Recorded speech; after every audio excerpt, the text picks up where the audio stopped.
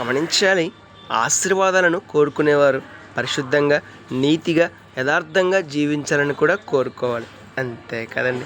చాలామంది వ్యక్తులు దేవుని నుండి ఆశీర్వాదాన్ని కోరుకుంటారు. అయితే పరిశుద్ధంగా జీవించాలి, నీతిగా జీవించాలి, యథార్థంగా జీవించాలని మాత్రం కోరుకోరండి.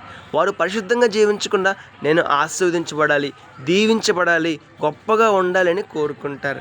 గమనించాలి. మన జీవితంలో పరిశుద్ధత లేకుండా, నీతి జీవితం లేకుండా, యథార్థ జీవితం లేకుండా మనం ఆశీర్వాదాన్ని పొందలేము, ఎంత మాత్రమును పొందలేము. ఎందుకంటే ఆశీర్వాదం ఉన్న చోట పరిశుద్ధత ఉంటుంది, నీతి ఉంటుంది, యథార్థత ఉంటుంది, దేవుడు మెచ్చినట్టుగా జీవించే జీవితం ఉంటుంది. మరి మన జీవితం ఎలా ఉన్నది?